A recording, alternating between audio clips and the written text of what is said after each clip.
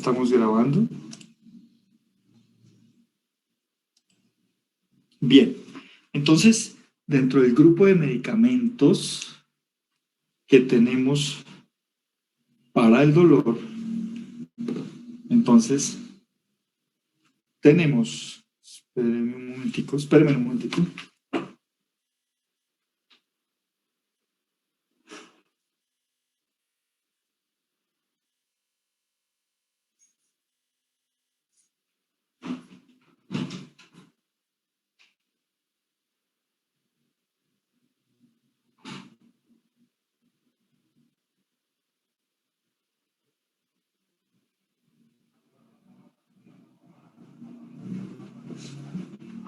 Entonces tenemos los opioides. Los opioides, entonces vamos a ver cuándo los vamos a utilizar, en qué pacientes los podemos utilizar, en qué situaciones. De eso vamos a hablar. Entonces, lo primero es cómo clasificamos los medicamentos opioides. Pues la palabra opioide viene de opio. Y estos medicamentos tienen como origen lo que se descubrió ya hace miles de años, y es el uso del opio, ¿cierto? El uso que se le ha dado al opio históricamente, desde tiempos milenarios, ha sido más por su poder de tipo alucinógeno, ¿cierto? Y de sensación de placer intensa que produce. Entonces se utilizó en eventos religiosos y así se le fue investigando hasta llegar a sus derivados sintéticos, a partir, como le digo, de la planta de la amapola, ¿cierto? Y de la extracción de su fuente principal, que es el opio. Y entonces los medicamentos derivados de esto se clasifican de acuerdo al riesgo de producir farmacodependencia, y ya tenemos un problema con estos medicamentos. Y es que de entrada estamos diciendo que estos medicamentos pueden producir farmacodependencia, lo que los hace medicamentos de uso muy limitado, en el sentido de que si están en malas manos podemos terminar ocasionando más daño que beneficio al pobre paciente. Entonces podemos dividir los medicamentos analgésicos opioides en dos grupos: analgésicos narcóticos y analgésicos moderadamente narcóticos. Miren que por aquí hay un espécimen que dejamos a un lado, que se llama la heroína. La heroína hace parte de este grupo, sin embargo no es un medicamento por la capacidad que tiene de producir farmacodependencia en los pacientes, lo altísimo que es capaz de producir farmacodependencia, ¿no? Entonces la heroína la dejamos aparte. Hoy me faltan 6 personas, ¿no? Ya presentaron parcial, ya lo ganaron, ya no quieren volver por acá. Bueno, muy típico de los estudiantes de la Universidad de Nariño. Entonces, tenemos la heroína, ¿cierto? Y esta heroína, entonces, ¿por qué no la clasificamos aquí? Porque es tan altamente narcótica que no la podemos utilizar como medicamento, sino como droga de abuso. Y aquí viene entonces una moraleja, una eterna moraleja que llevo 20 años promocionando con ustedes que están tan jóvenes, ¿no?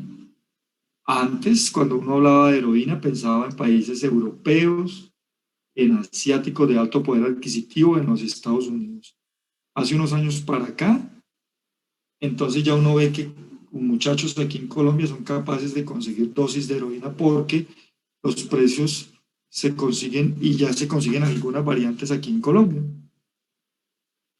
Entonces, por favor, muchachos, ustedes que están jovencitos, hasta ahora empezando la vida, hay cosas en la vida que uno no debe ni siquiera probar, ¿cierto? Ni siquiera por decir que alguna vez lo probó. Y si hay algo que uno no debe probar, es la heroína, ¿cierto? ¿Por qué? Porque se considera que el 95% de los pacientes que quedan enganchados con heroína nunca van a salir de ahí. Su vida va a ser una tormenta, ¿cierto? Un cataclismo, pero no solamente para ellos, sino para toda su familia. Entonces, por favor, no lo vayan a hacer, ¿cierto? Y si tienen amigos, familiares que no lo vayan a hacer de por Dios. Entonces tenemos analgésicos narcóticos y moderadamente narcóticos.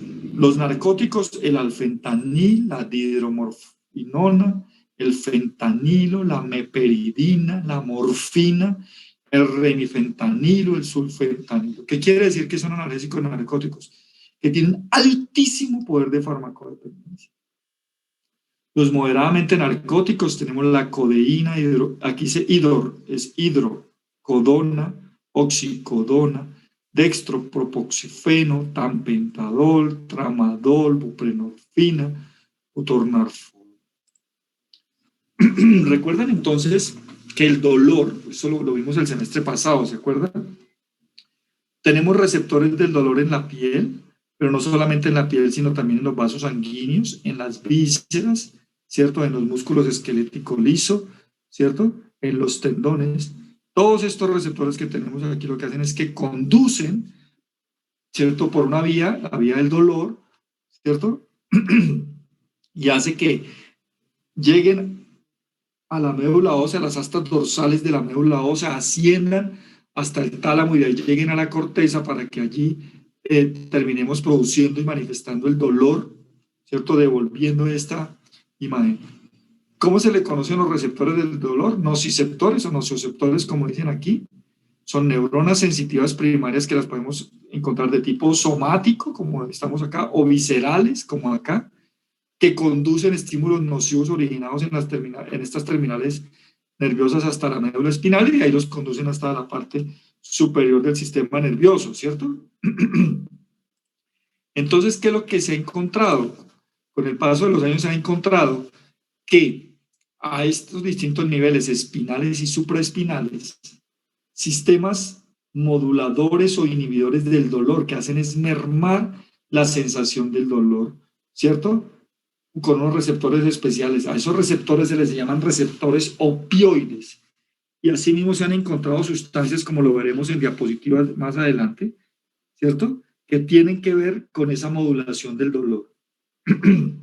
De esos receptores opioides que tenemos en el cuerpo, se han encontrado tres específicamente, el mu, el delta y el kappa, ¿cierto? Que se ubican en distintas zonas y producen distintas sensaciones. Por ejemplo, los receptores mu se ubican en sistema límbico, en corteza frontal, temporal, en la amígdala, en el hipocampo, en el tálamo, cuerpo estriado, hipotálamo, cerebro medio y láminas que ustedes conocieron el semestre pasado. ¿Se acuerdan cuando hablamos de las láminas de la corteza, perdóname, de la médula y de la corteza también? Láminas 1, 2, 4 y 5 de la médula espinal. ¿Y qué producen cuando estimulamos estos receptores? Esto nos va a producir analgesia supraespinal y quiero definir dos conceptos aquí.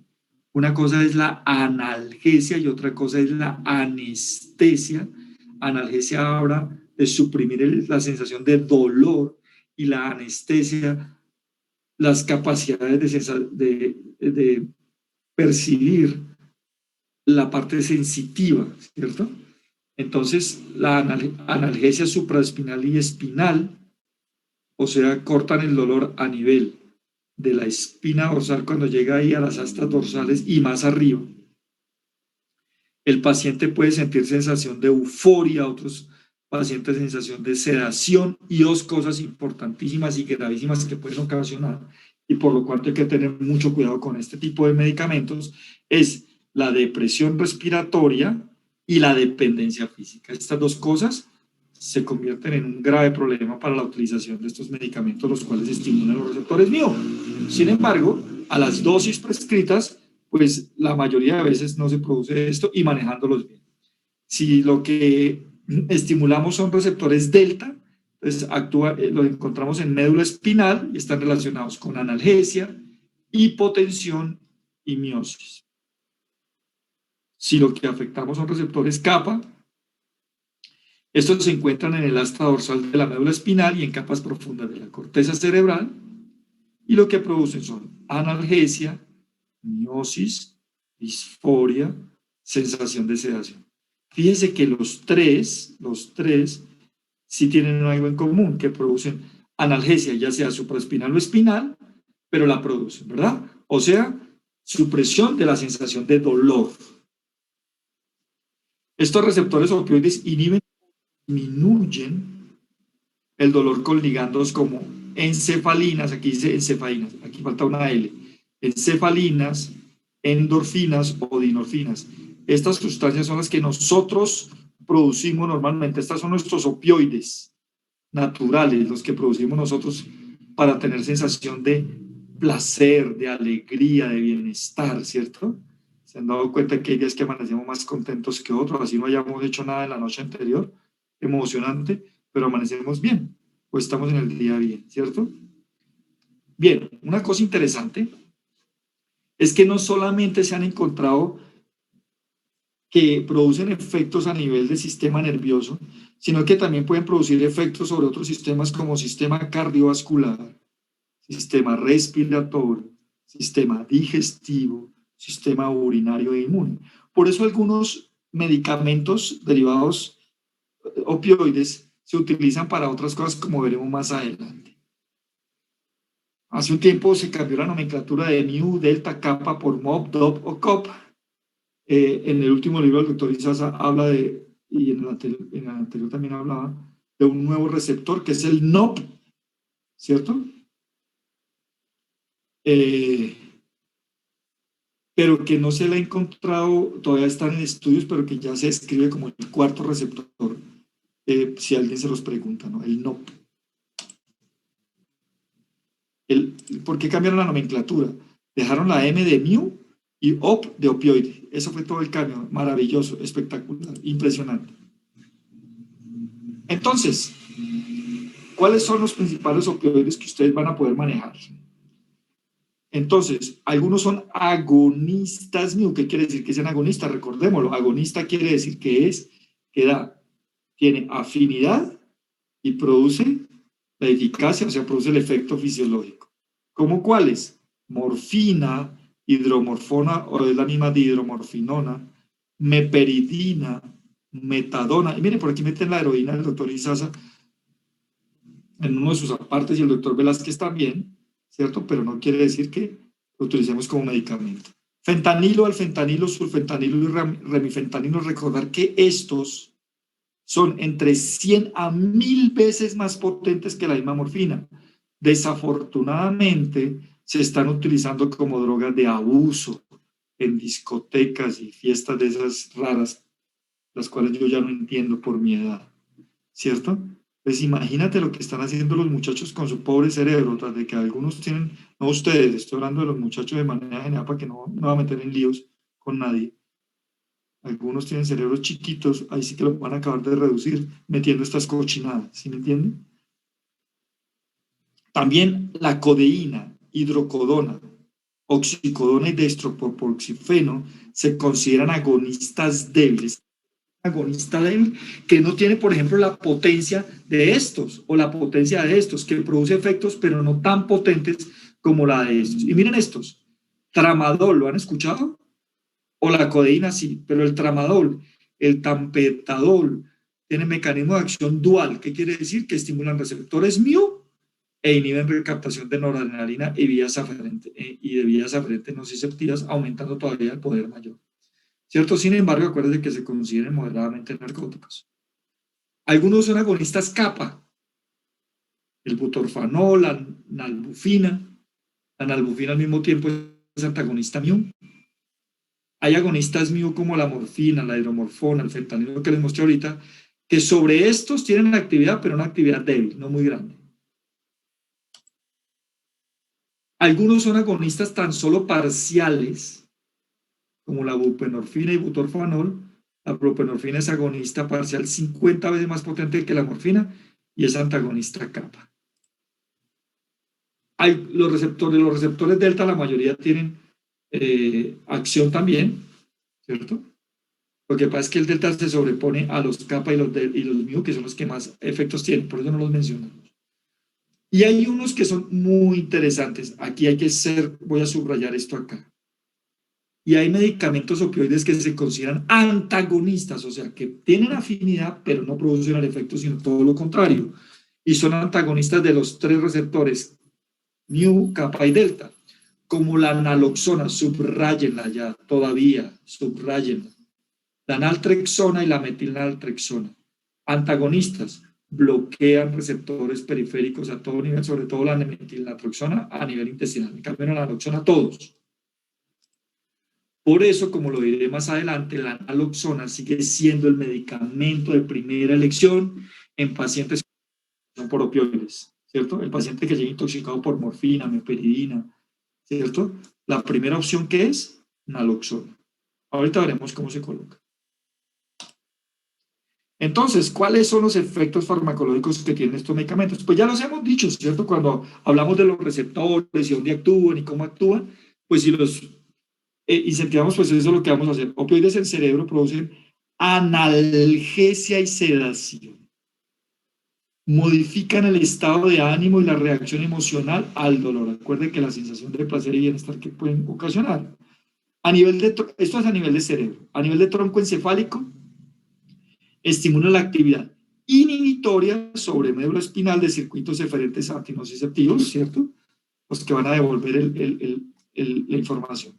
En médula espinal inhiben la liberación de neurotransmisores por neuronas sensitivas primarias e hiperpolarizan las posinápticas. Resumen, pueden actuar de cerebro, a nivel de tronco encefálico, a nivel de médula, disminuyendo la sensación o inhibiendo la sensación de dolor. Por lo tanto, consideramos a los opioides como analgésicos de origen central. ¿Por qué tengo que hacer énfasis en esto? Porque como veremos en la próxima clase, cuando hablemos de AINES, nos estaremos refiriendo específicamente a analgésicos más periféricos con cierto grado de actuación a nivel del sistema nervioso central que todavía no está muy claro. Son depresores selectivos del sistema nervioso central, producen potente analgesia con mínima interferencia de funciones mentales superiores y de reflejos. Y los opioides más eficaces se utilizan para el control de dolor sordo y continuo, o sea, dolores crónicos, ¿cierto? Y a dosis altas también pueden aliviar el dolor severo agudo. Fíjense que entonces ya vamos ubicándonos en lo que yo quiero, a lo que quiero llevar a ustedes desde el punto de vista práctico de esta materia. Entonces, ¿cuándo vamos a utilizar opioides? ¿En dolor leve? No. Me caí, me torcí el tobillo, no me produjo ningún esguince, pero sí me produjo un poquito de edema. No. ¿Tengo una cefalea tensional? No. ¿Tengo un dolor dental porque se me dañó una muela? No. No, porque todos son dolores leves. ¿Tengo un dolor de un esguince grado 1 porque el tobillo se me dobló? No, porque es dolor moderado. Vamos a dejar estos para dolor severo o moderado, en el cual no actúen los que vamos a ver próximamente. ¿Listos? Ya nos vamos ubicando, ¿sí o no? Entonces, la próxima vez que me digan tramadol, sí, pero lo utilizo en dolor moderado, donde no funcionaron los años. Meperidina, morfina, sí, pero en dolores severos. Les dije que pueden actuar en otros sistemas. ¿Qué producen en otros sistemas? La activación de receptores opioides. Aumentan en el sistema endocrino la prolactina, ojo con eso, disminuye la gonadotropina y la corticotropina. Por eso, opioides con uso crónico pueden terminar ocasionando hipogonadismo. En el sistema inmune se consideran a los opioides como inmunosupresores. Hay que tener cuidado cuando se utilizan a altas dosis y por mucho tiempo, están relacionados con diseminación de infecciones y tumores. No estamos hablando del paciente que tomó porque tenía una lumbalgia, un ibuprofeno o un acetaminofén con tramadol y ya. Entonces, eso le produjo un tumor, no tiene nada que ver. A nivel cardiovascular, ¿cómo actúan a nivel cardiovascular? La morfina produce vasodilatación. Vasodilatación. Con disminución de la precarga, la presión pulmonar, la presión diastólica, el gasto cardíaco. Y por lo tanto, como disminuye la precarga y todo esto y el gasto cardíaco, también disminuye el consumo de oxígeno. Por lo tanto, se considera la morfina como un cardioprotector. Entonces, sigue siendo parte del esquema del tratamiento en infarto agudo del miocardio, colocarle morfina al paciente. ¿Por qué? Porque le estamos calmando el dolor y además mire lo que estamos haciendo, ahorrando el consumo de oxígeno, que en ese momento lo que necesita, lo menos que necesita es consumir oxígeno por el corazón. Por lo tanto, la morfina se considera un cardioprotector. Sigue siendo parte del protocolo del manejo del paciente con infarto agudo del miocardio, colocarle morfina. Meperidina, a altas dosis intravasculares puede producir taquicardia, aumento de la presión arterial, aumento del gasto cardíaco y aumento del consumo de oxígeno, todo lo contrario a la morfina. ¿Sí? Todo lo contrario.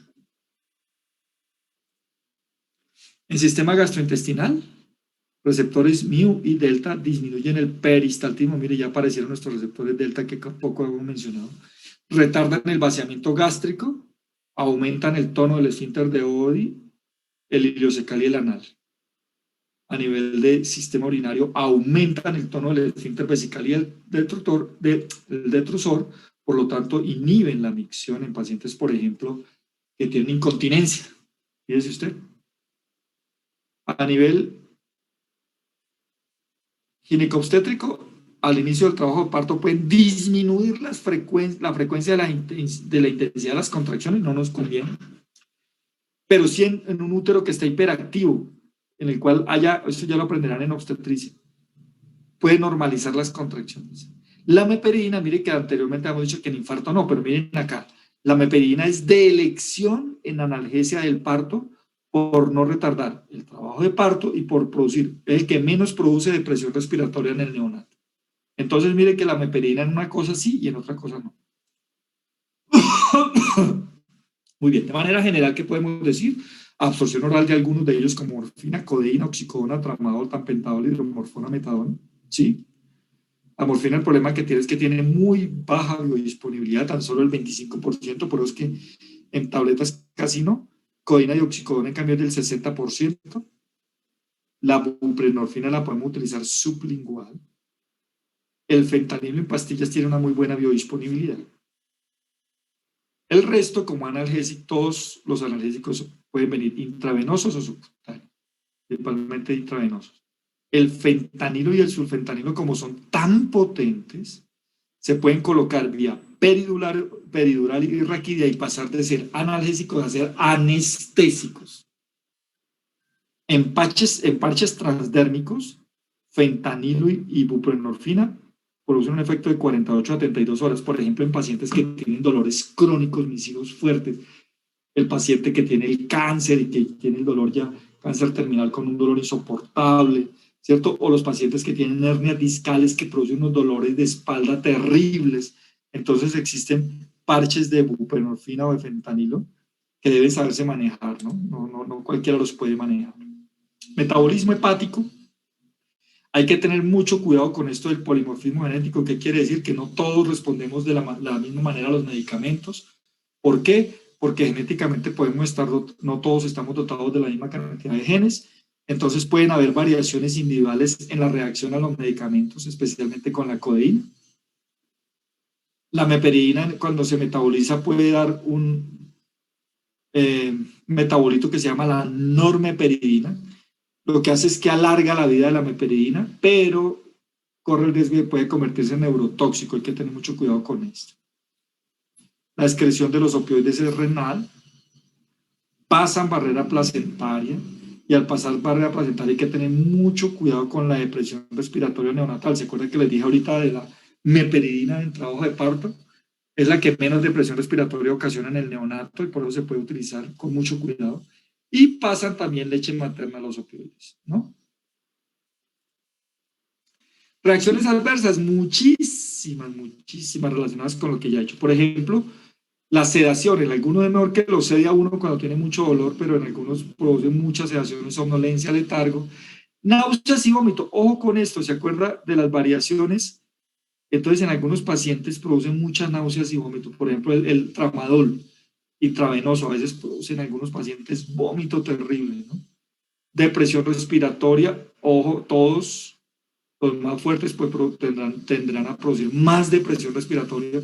Por eso si vamos a utilizar meperidina o morfina, pues debe ser en un hospital donde podamos manejar esta depresión respiratoria. hipotensión ortostática, se marean, bradicardia, sobre todo cuando se aplica intravenoso, algunas alteraciones del electrocardiograma como prolongación del segmento QT y arritmias ventriculares, sobre todo con la metadona, excitación, estreñimiento, acuérdense que pueden cerrar los esfínteres, retención urinaria, ya se lo dije hace rato, polaquiuria, dolor pancreatobiliar, aumento de las amilasas y de las lipasas. En algunos pacientes también pueden producir prurito, rash, broncoespasmo y, ya lo dijimos, la farmacodependencia, la tolerancia en días o semanas que puede llegar hasta taquifilaxia. ¿Cuál es la diferencia entre tolerancia y taquifilaxia? La tolerancia se adquiere en semanas o meses y la taquifilaxia en días o semanas.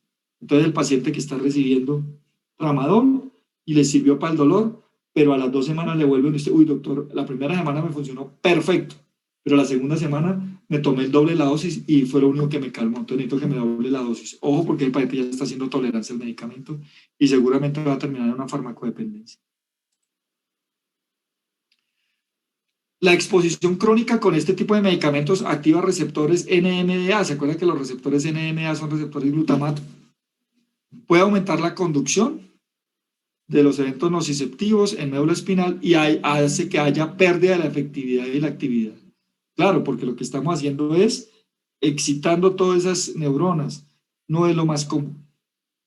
Ya dijimos la dependencia física.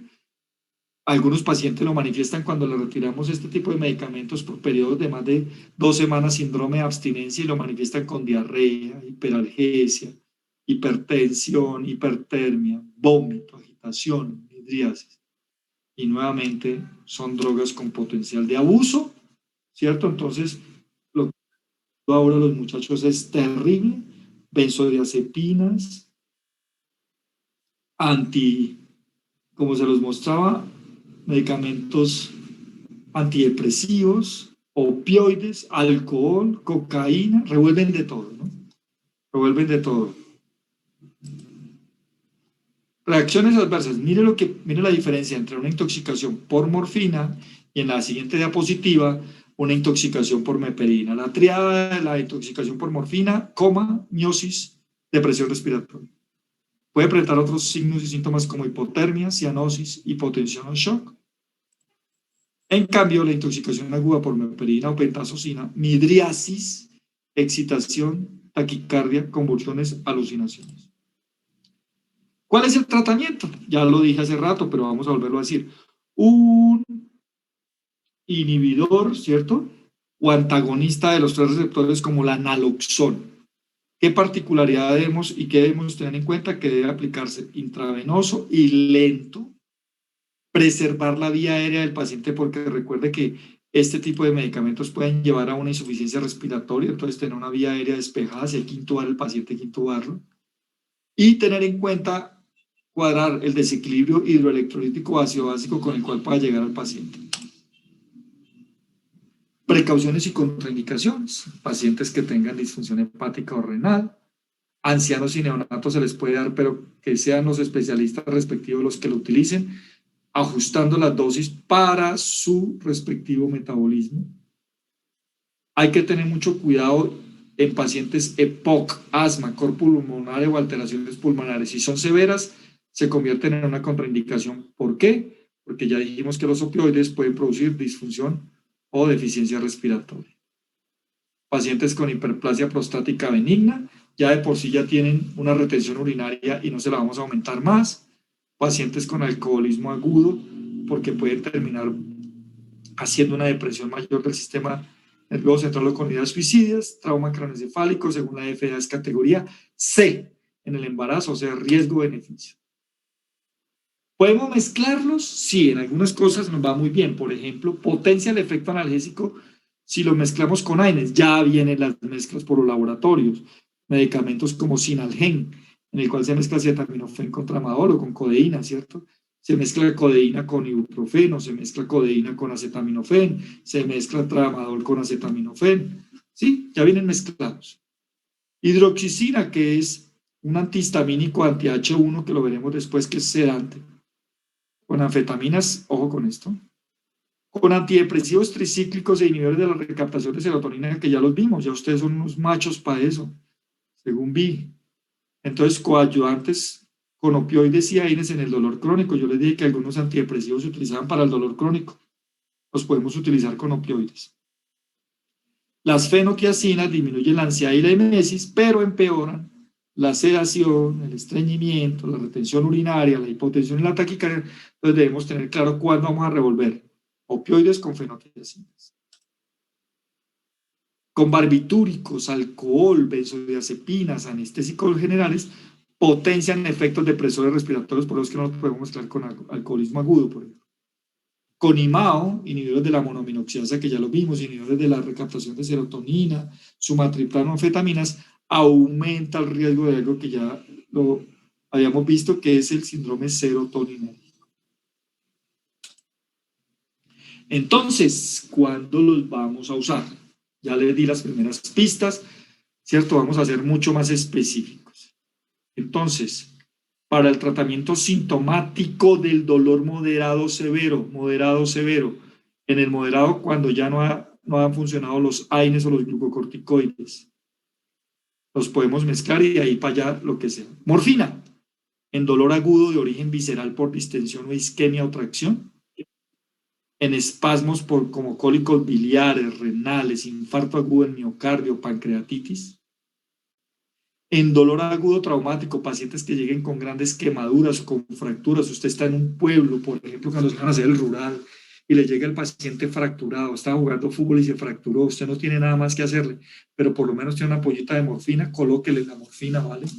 Cálmele el dolor, redúzcale la fractura hasta donde usted pueda, inmovilícelo, mándelo con líquidos bien remitiditos de paciente para cuando lo reciban en las ciudades grandes, digan, uy, ese man sí tiene idea de lo que está haciendo.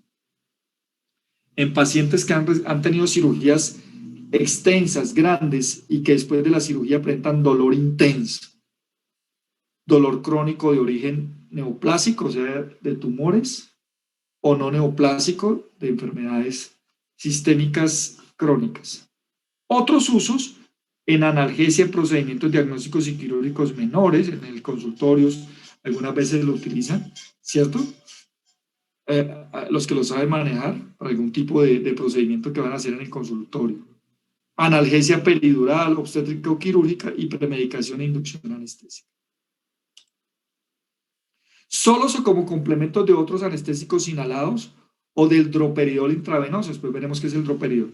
Entonces, ¿cuáles se prefieren como anestésicos, como complementos de anestésicos? Los más potentes, fentanilo, alfentanilo, sulfentanilo, ¿cierto?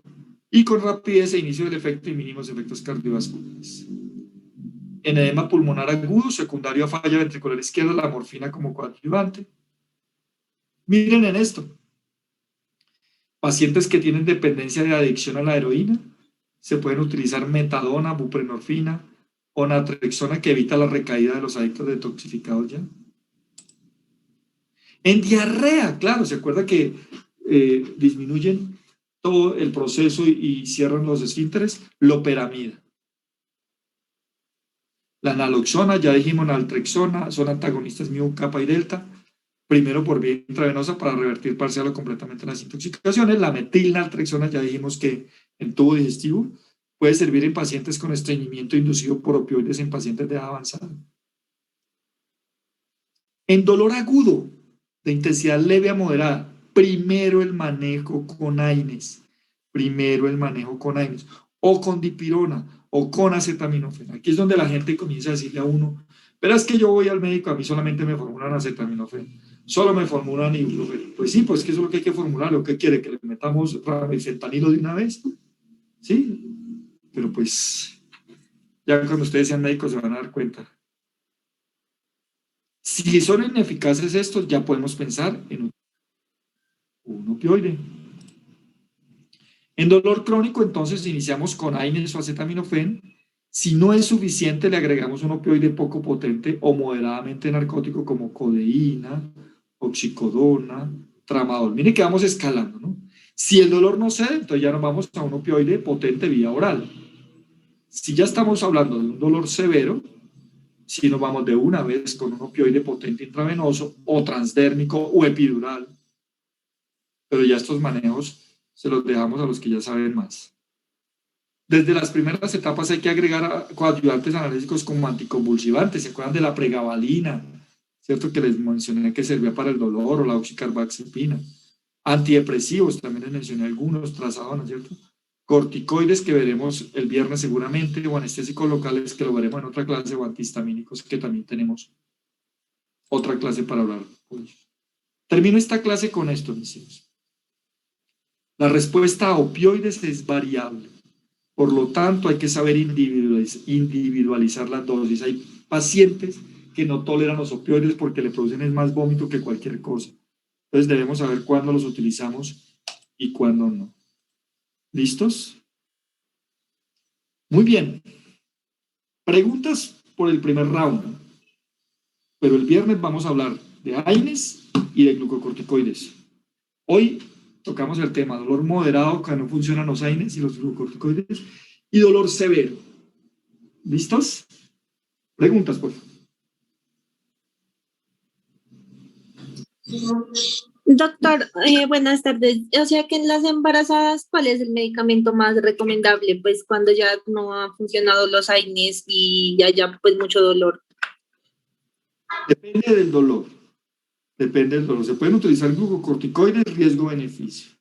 Lo ideal en las embarazadas no es utilizar AINES, sino acetaminofén. Si ya el dolor es severo y no hay nada más que hacer, se utilizarán opioides. Pero riesgo-beneficio. En lo posible, no usarlos. Gracias. Sí, ya como son casos tan esporádicos, entonces, y si me pedí.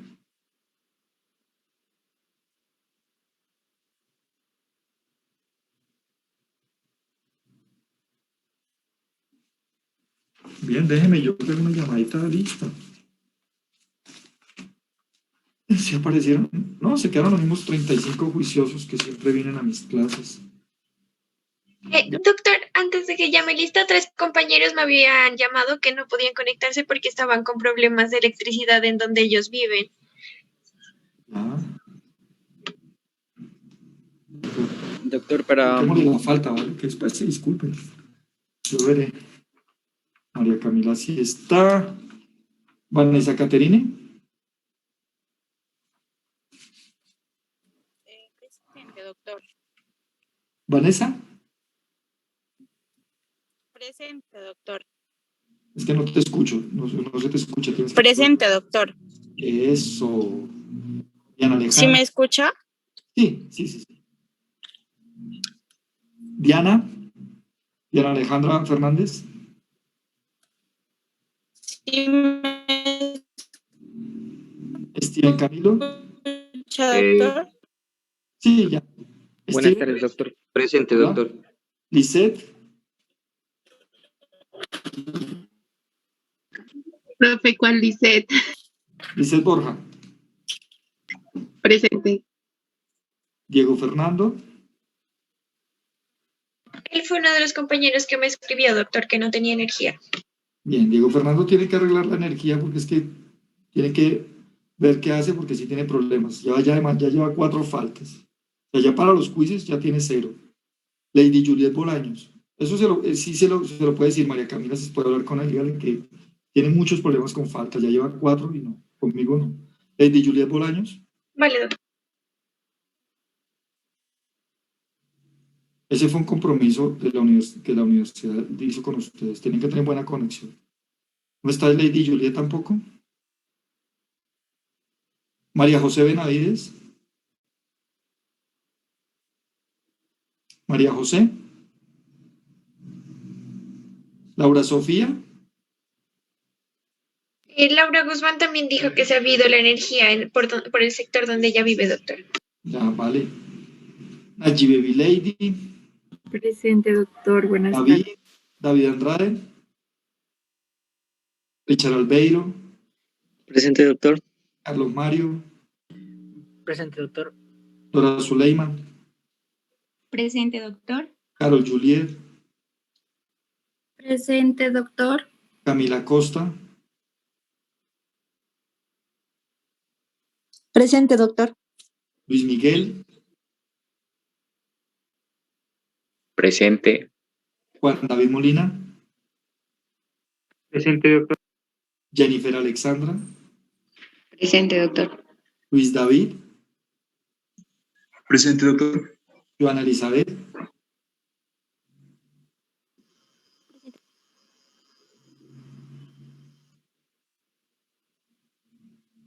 Joana Elizabeth Mora, ¿Escucha, profe? ya. Jorge Agustín, Buenas tardes, doctor. Presente. Kevin Santiago,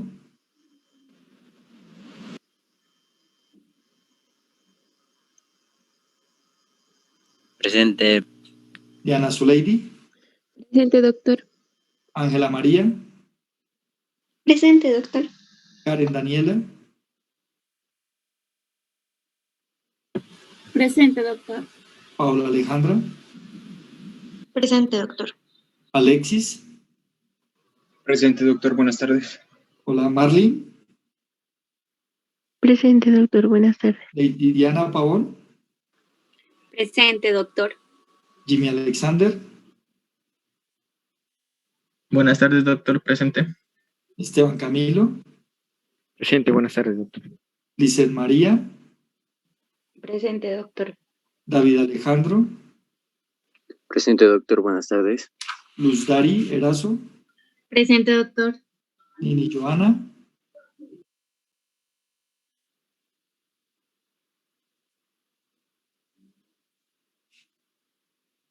Joana, perdón,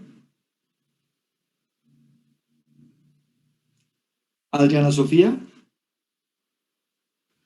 Presente, doctor. Lizeth Alejandra Martínez, Presente, doctor. Adriana Lucía Benavides, Ella también, doctor, dijo que se había ido la energía en donde ella vive. ya, y Leslie Yamire. Presente, doctor. Listo, muy bien, mis hijos. El viernes continuamos con este tema, porfa.